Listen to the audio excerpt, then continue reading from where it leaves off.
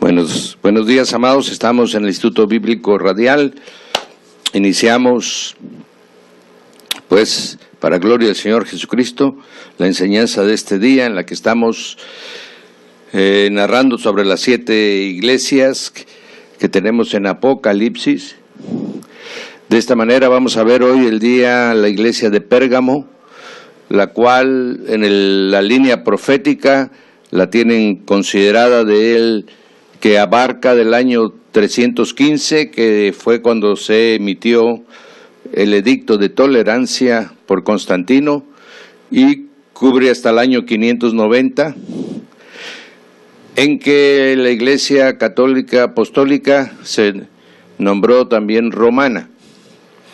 Este periodo de tiempo en la que cae el Imperio Romano y toma su ascendencia ya la Iglesia Católica Apostólica como una estructura de poder,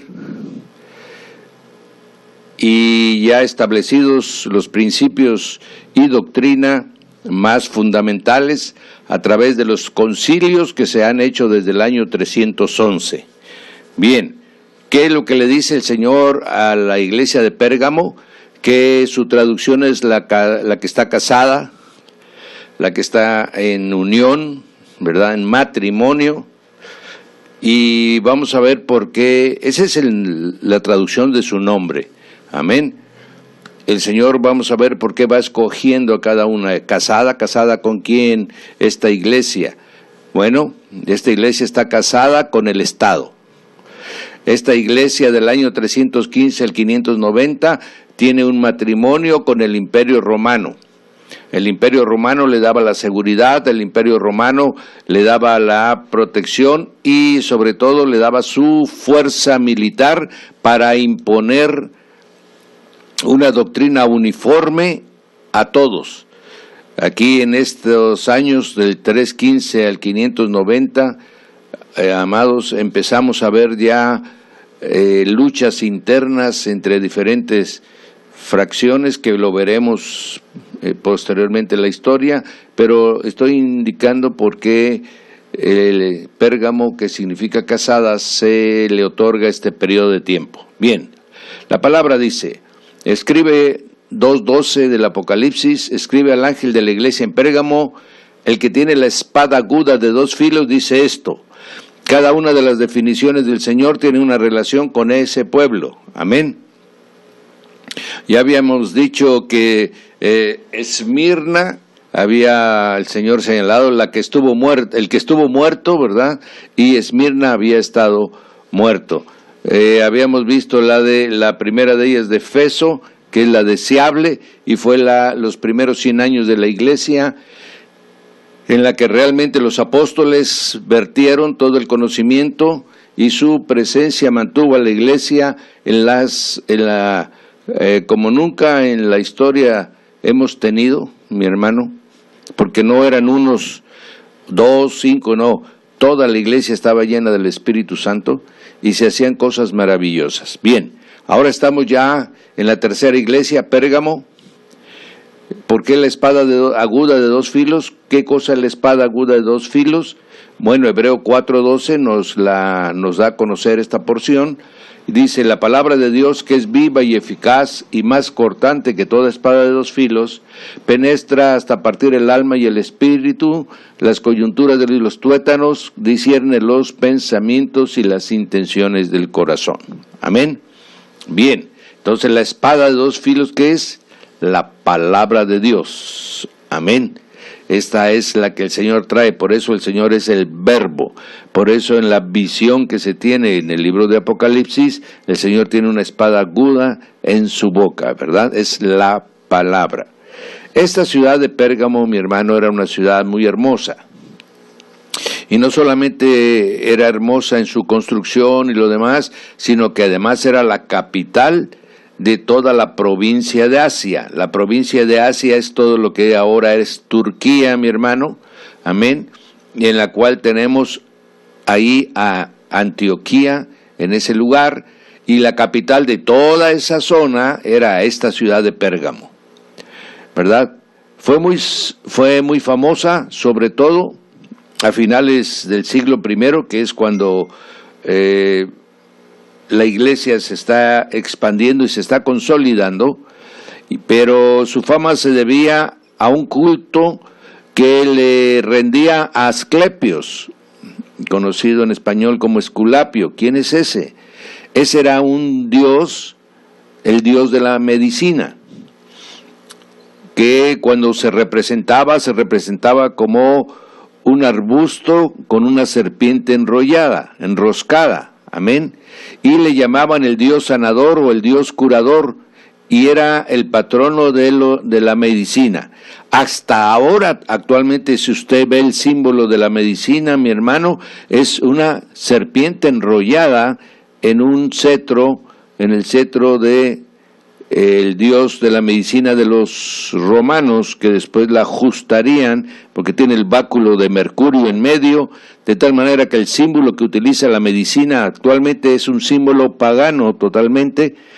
Y esta ciudad era famoso por contar con el desarrollo de estos medicamentos, producto del conocimiento que tenían de las hierbas, mi hermano, y que ellos empezaron a mover. En ese tiempo todo se movía todavía con hierbas, amén.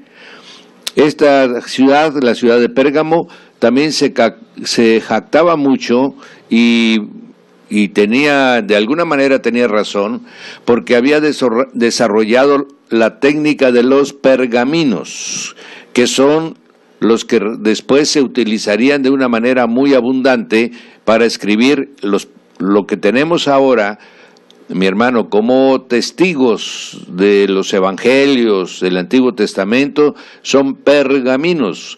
Los pergaminos son pieles de animales jóvenes, ¿verdad?, suaves para poderlo tratar, que sustituyeron, ¿verdad?, sustituyeron al papiro egipcio en una lucha que tuvieron los dos reyes, el rey de Pérgamo y el rey de Egipto. Ya saben que en Egipto estaba la biblioteca de Alejandría, la que era la más grande del mundo, y el rey de Pérgamo también trató de construir una biblioteca, pero el rey de Egipto ya no le quiso enviar, para que no lograra su intención, no le quiso enviar ya papiros. Entonces ellos tuvieron que desarrollar una técnica y la lograron, y para bendición de nosotros, mi hermano, en papiros es como tenemos ahora los testigos más antiguos de las Escrituras. Entonces de eso se ufanaba mucho el pueblo de Pérgamo. También tenía otra característica, como era la capital de la provincia de Asia, el procónsul de esta ciudad tenía lo que se le conocía como el poder de la espada. ¿Qué era el poder de la espada de un procónsul? Esto significaba que él podía condenar a muerte a cualquier prisionero sin necesidad de pedirle permiso a Roma. Amén. Por eso Poncio Pilatos podía condenar a aquellos que cometieran faltas en contra de Roma.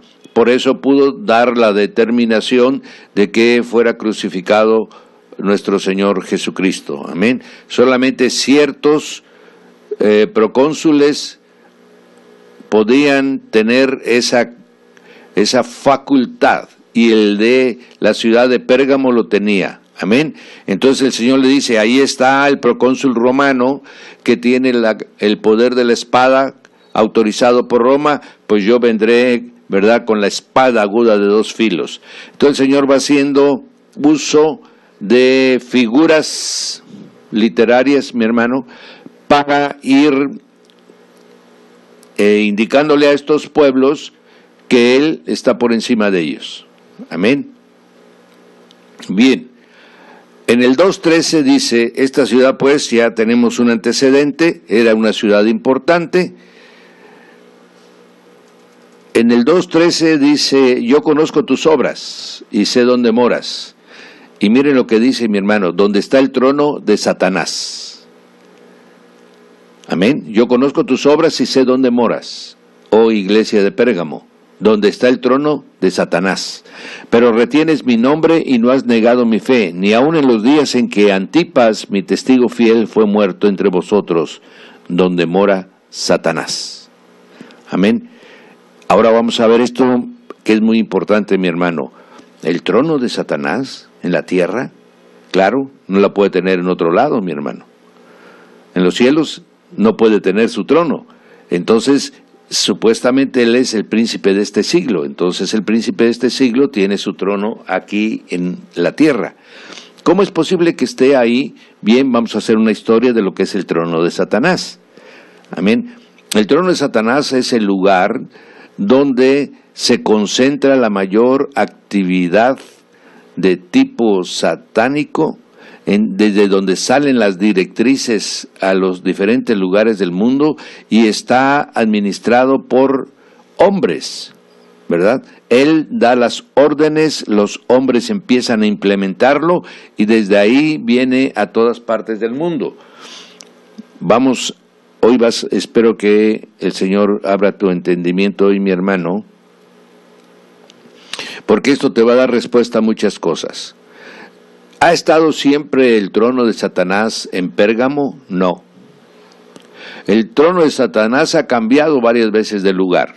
Según los imperios han sido destruidos, él se va moviendo de un lugar para otro. Amén.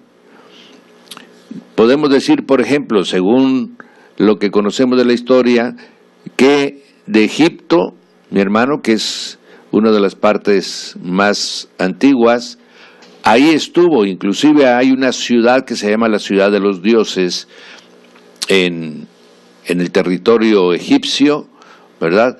Una ciudad que fue dedicada, que inclusive es una ciudad monumental en el sentido de que sus columnas andan por el orden de los 6 metros, ¿verdad? Permítame tantito. Sí, pastor, buenos días, estoy en la radio, pastor. Ok, nos vemos después. Entonces, es una ciudad que tiene 6 metros o más, tiene cada una de sus columnas y la altura de sus templos. Ahí hubo un tiempo donde estuvo el trono. Después, Babilonia también, mi hermano, cuando llegaron el pueblo de Israel a Babilonia, ahí estaba los misterios de la religión babilónica, los misterios babilónicos que había establecido Semiramis. En ese lugar, mi hermano, estaba reconocido que una persona que era el sumo sacerdote era el que entregaba y daba las órdenes, y todo el imperio de Babilonia se movía de esa manera, ¿verdad? De esta manera, mi hermano, se movió luego a los persas. Cuando fue capturado toda esa zona del Medio Oriente por los griegos, entonces se movió a Pérgamo, que es la época en la que estamos hablando ahorita, mi hermano. Entonces estuvo en Egipto, estuvo en Babilonia, estuvo en Nínive y después se cambió para Pérgamo. Amén. Ahí en Pérgamo, la característica que tenía el templo donde estaba ese trono, mi hermano, era un templo que inclusive tenía en una parte especial donde se hacían las ceremonias, había un foso, o sea, una especie de cisterna, pero grande, un foso, y ahí mantenían ellos a una serpiente gigante, la cual a ciertas horas se hacía un ritual para alimentarla, ¿verdad? Por eso vamos viendo lo de Esculapio y la forma de la serpiente enrollada, ¿verdad? En ese árbol que era el árbol donde salían las hierbas, representaba prácticamente eso. Luego, la persecución de los cristianos en Pérgamo llevó a la muerte a muchos. Como tenía el procónsul el poder de la espada, muchos mártires cristianos en la ciudad de Pérgamo fueron perseguidos y fueron llevados a la muerte, como el que señala la misma escritura, al mártir Antipas, ¿verdad? Del que no se tienen registros de quién era, de dónde venía, solamente quedó consignado su nombre ahí en este mensaje para el pueblo de Pérgamo, para la iglesia de Pérgamo. Bien, ¿cómo se llamaba el sumo sacerdote del culto a Satanás, mi hermano? Se llamaba Pontifex Maximus. Esto significa en nombre el constructor de puentes. Uno diría, bueno, ¿y qué tiene que ver constructor de puentes? Puente entre el mundo natural y el mundo espiritual. Amén. Era la persona que podía comunicarse con los espíritus del mundo espiritual. Amén. Él tenía las invocaciones, tenía las formas de las ceremonias que él podía realizar. Y de esta manera, mi hermano, cuando es conquistada todo el territorio de la Mesopotamia, este pontífice máximo huye con todos sus sacerdotes, ¿verdad? Y en Pérgamo lo reciben con honores. Le establecen un templo, le establecen un lugar. Este es el trono de Satanás que está hablando las Escrituras. Entonces ya estuvo en varios lugares, pero ahora ya está en Europa, ¿verdad? Ya está en Pérgamo. Posteriormente, cuando llegó este sacerdote, ahí los reyes se adjudicaron el nombre de Pontífices Máximos. Esto lo tuvieron ellos hasta el año 133 a.C., en que los romanos vencieron al rey de Pérgamos, que era Atalus III, y este le entregó en honor, se lo entregó al Senado romano. Amén. Pero los romanos no tenían esa práctica. Los romanos eran más bien guerreros, gente que se dedicaba a los negocios y que se dedicaba a las áreas jurídicas. Era el fuerte de Roma, era legislar, por eso tenía un senado muy importante. Entonces los romanos recibieron el título como una entrega, un sometimiento de un vencido, y lo dejan a un lado. No les interesa a nadie que usara ese título, sino que fue hasta el año 63 en el que Julio César quería que lo nombraran emperador de Roma. Como eso iba en contra de la estructura republicana de Roma, lo que hicieron fue entregarle el título de Pontífice Máximos, de tal manera que Julio César se convirtió en el sumo sacerdote de todo el culto romano, que tenía muchísimos dioses, ¿verdad? Y eso se lo dieron como una forma honorífica, porque Julio César tampoco se dedicaba a estos rituales, a esta comunión con el mundo espiritual, amén, aunque tenía facultades, ¿verdad? Porque Julio César tenía una enfermedad muy característica, que era epiléptico, ¿verdad? O sea, de repente se le venían ciertos espíritus queriendo penetrar en el cuerpo de Julio César, y él se resistió todo el tiempo a ello. Sin embargo, ahora lo están nombrando el Pontífice Máximo, ¿verdad?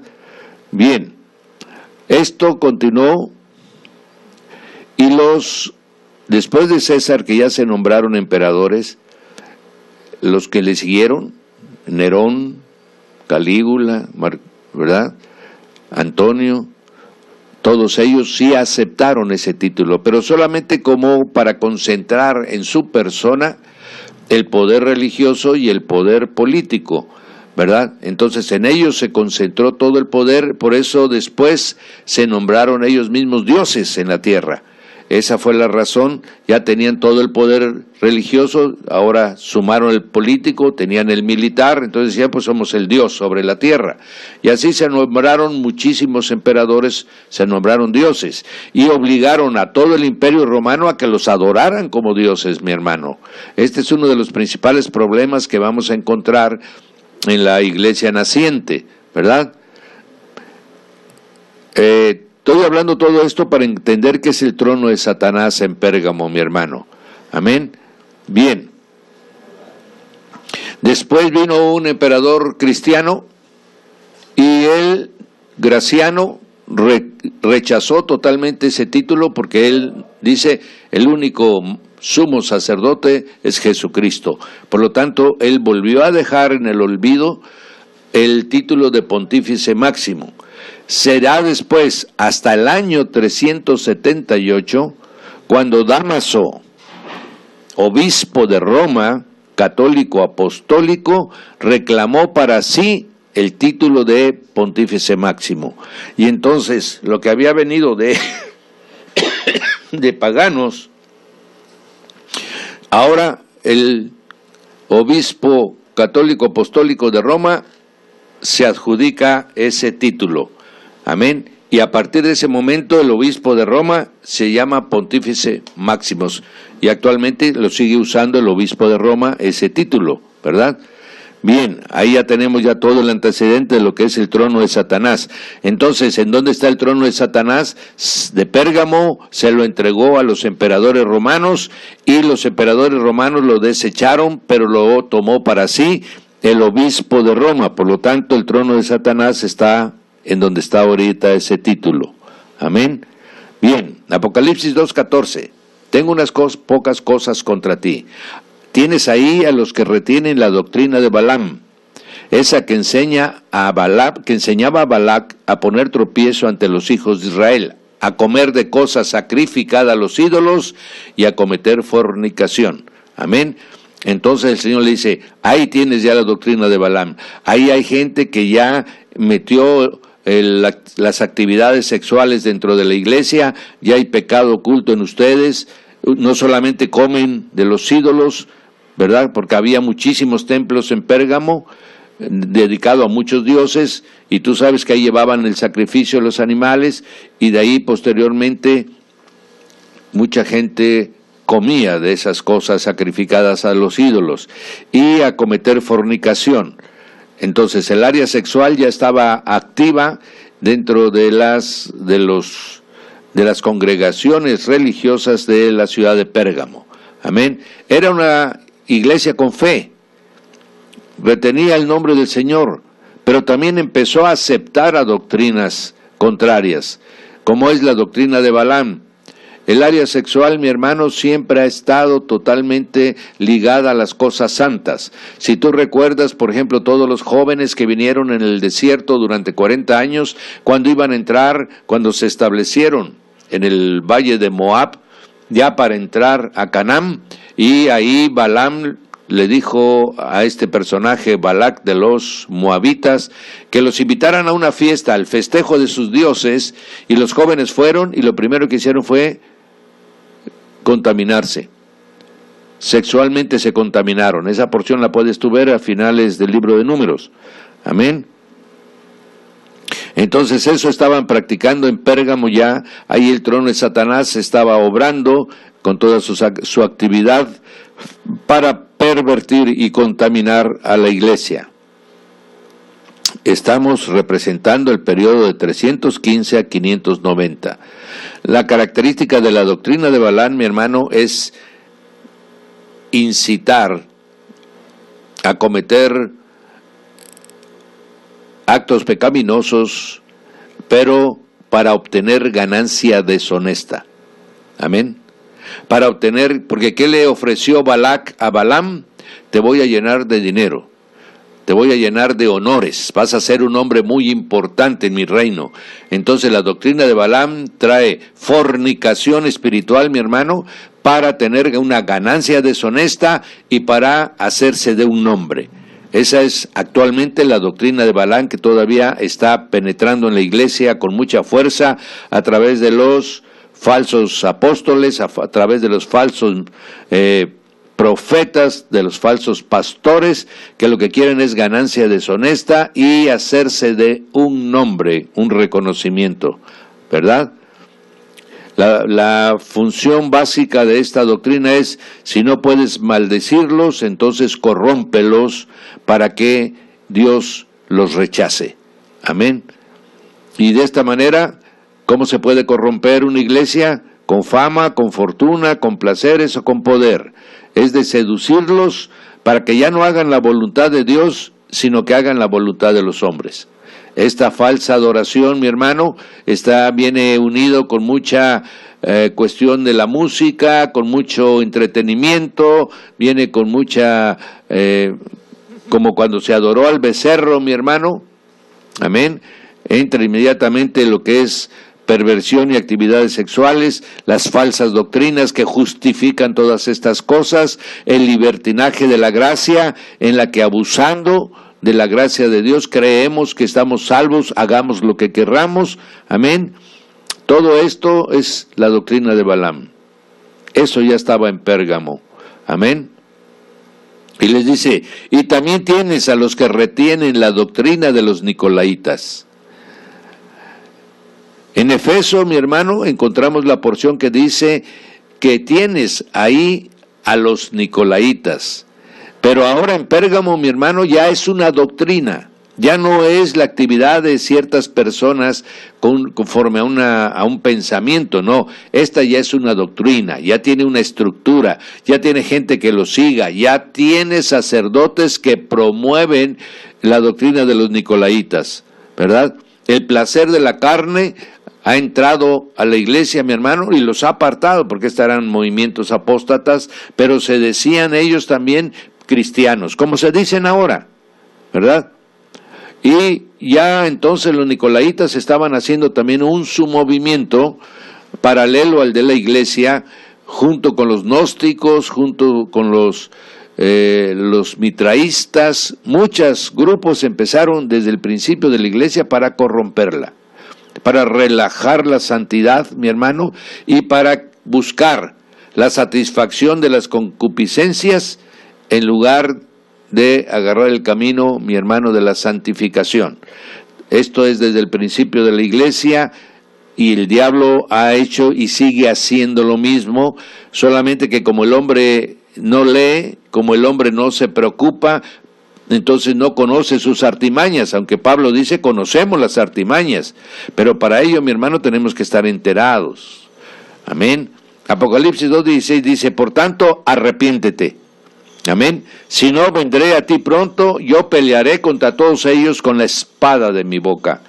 Entonces, estamos fuera de lo que el Señor nos ha dicho, estamos en contra de su palabra, nos arrepintamos y volvamos a Él, para que Él nos perfeccione, para que en el camino de la santidad podamos encontrar al Santo Señor Jesús. Amén. Nuevamente, el arrepentimiento debe ser constante, mi hermano, todo el tiempo que sea posible, porque todo el tiempo le fallamos al Señor. En Apocalipsis 2:17 dice, el que tiene oído, oiga lo que el Espíritu dice a las iglesias. Al que venciere, yo le daré comer del maná escondido y le daré una piedrecita blanca, y en la piedrecita escrito un nombre nuevo, el cual ninguno conoce, sino aquel que lo recibe. Hay una porción en el Apocalipsis 19 que dice que nuestro Señor Jesús trae, el nombre es el Verbo de Dios, y en sus muslos viene escrito, Señor Rey de Reyes, Señor de Señores, y que trae un nombre nuevo que solo Él conoce. Pues también a nosotros nos van a dar un nombre nuevo. El nombre que tú tienes en la tierra, mi hermano, va a desaparecer, y te va a dar el nombre que el Señor te ha asignado a ti, con el cual te conocerán para siempre en toda la eternidad. Amén. Y la piedrecita blanca se usaba, mi hermano, ahí en ese lugar de Pérgamo donde se podía sentenciar a muerte a los prisioneros, y lo hacían a través con varios jueces que participaban de la decisión, y cada juez ponía una piedra blanca o una piedrecita negra. Si era mayor el número de las piedras blancas, entonces lo declaraban inocente. Si era mayor el número de las piedras negras, entonces era culpable. Agarra el Señor ese artificio jurídico y aquí lo está nombrando. Le daré una piedrecita, o sea, ustedes serán inocentes para siempre. Amén. Bien. El maná escondido, ¿qué es? Son las revelaciones, son los misterios que Dios tiene y que nos va a dar a conocer. Amén. De esta manera, mi hermano, vemos cómo el Señor está usando símbolos naturales para enseñar. Pérgamo era una ciudad que estaba orgullosa de la biblioteca que había logrado construir. Ya la de Alejandría, mi hermano, ha sido quemada, ya no existe la biblioteca de Alejandría. Entonces la de Pérgamo era la más numerosa, la más completa de todas en todo el mundo. Amén. y de esta manera podía guardar todo su pasado, ¿verdad? Solo que no conocía del maná escondido. Era lo que el hombre había escrito, lo que el hombre era el humanismo que hasta ese tiempo se había realizado, la filosofía de los griegos, los misterios, los libros de los misterios de los babilonios, de los egipcios, amén. La mayoría de ellos actualmente se encuentran en el archivo secreto del Vaticano. Ahí están la mayor parte de esta literatura, ¿verdad?, que fue guardada y está oculta a la vista de cualquier persona. En Proverbios 2:6 tenemos: Jehová da la sabiduría, y de su boca viene el conocimiento y la inteligencia. Él provee de sana sabiduría a los rectos, y es escudo a los que caminan rectamente. ¿De dónde viene? De la boca de Jehová viene el conocimiento y la inteligencia. Por eso la espada aguda que está en la boca del Señor, simbólicamente, obviamente. Entonces, esto ya lo había señalado el Señor en Mateo 13:10, donde les dice: a vosotros os es dado saber los misterios del reino de los cielos, mas a ellos no les es dado. Amén. En Judas 1:24 dice: Él es poderoso para guardaros sin caída y presentaros sin mancha delante de su gloria con gran alegría. Al único y sabio Dios, nuestro Salvador, a Él sea la gloria y la majestad, el imperio, la potencia, ahora y por todos los siglos. Amén. De tal manera que la sabiduría viene solo de la boca de Señor Jesús, que es el verbo para comunicarnos todo lo que el Padre quiere que sepamos. En esa fecha del 315 al 590 pasaron varias cosas, son más de 200 años, mi hermano. En el año 300 empieza la apostasía ya en la iglesia y empiezan a orar por los muertos.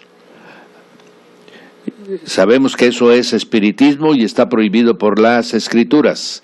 Sin embargo, ya empezaban a penetrar ciertas formas de pensamiento. ¿Por qué? Porque los romanos tenían mucha inclinación en guardar sus antecedentes, quiénes había sido su padre, su abuelo, porque de eso les venía la reputación, les venía la fama, o les venían inclusive los conocimientos para los gremios de trabajadores. Entonces empezó a introducirse el que se pudiera orar por los muertos, y también se empezó a usar la señal de la cruz. En esos años que todavía, mi hermano, no se ha metido Constantino de lleno, ya empezaban a darse señales. En el año 311, mi hermano, se realiza el primer concilio, en el cual todavía decidieron, por el asunto que veremos después del arrianismo, ¿verdad?, una apostasía de la iglesia. Habían dos bandos, los dos bandos se juntaron y le pidieron al emperador que él fuera el mediador de los dos bandos. Así fue como Constantino se dio cuenta de lo que podía hacer con la religión cristiana. Entonces, en 313, Constantino firmó el edicto de tolerancia, ¿verdad? En el 323, mi hermano, ya se publica un decreto no solo de tolerancia, sino que se le entrega a la Iglesia Católica Apostólica la mayor parte de los templos y ayuda oficial del gobierno. Amén. Le entrega, el gobierno sostiene, mi hermano, con sus recursos a la iglesia, y ahí se realiza el matrimonio entre el Estado y la iglesia. Amén. En 375 se inicia la adoración a los santos y a los ángeles. Esto es a través de los concilios que vamos a ver posteriormente. En 394 se instituyó ya como una estructura formal y fundamental dentro del catolicismo apostólico la misa. Amén. Ya queda como el centro de todas sus actividades. en el 431 establece por primera vez la adoración a María, como ya veremos con qué nombre se le reconocerá.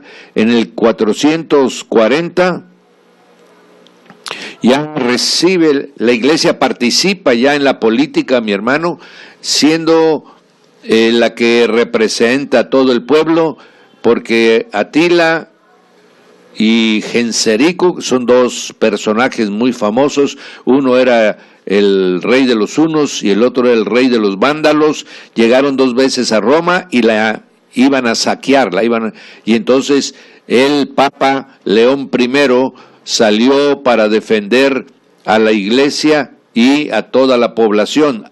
A partir de esa fecha se gana una posición muy importante y empieza a participar en decisiones políticas. En el 476 cae el Imperio Romano de Occidente. Los bárbaros invaden todo el territorio de los romanos y se queda sin dirección el imperio del lado occidente, que es prácticamente todo lo que correspondía a Grecia, lo que correspondía a Roma, lo que correspondía a España, Francia, Alemania. Ese es el Imperio Romano de Occidente. Quedaba el de Oriente, que es el que corresponde a Constantinopla, lo que es Turquía, lo que era Rumanía, todo el norte de África, todavía queda después de esta fecha. En el 526, se establece el sacramento de la extrema unción, ¿verdad? Y de esta manera ya se quedan los 7 sacramentos, que son los que la Iglesia Católica Apostólica demanda que se tienen que practicar para poder ser salvos. En la Iglesia Católica Apostólica no se salvan por gracia, se salvan por obras, ¿verdad? Tienen que cumplir los 7 sacramentos. El que no lo cumple, según esta doctrina, están ellos muertos y se van derechito al purgatorio, ¿verdad? En 593 se estableció esta doctrina del purgatorio, y entonces ya tenemos toda la estructura fundamental del catolicismo, que solamente tendrá pequeños arreglos, pero para estas fechas ya están todas las doctrinas fundamentales. Se irán renovando nada más en lo que corresponde a la adoración mariana, ¿verdad? Pero hasta aquí ya tienen todo realizado.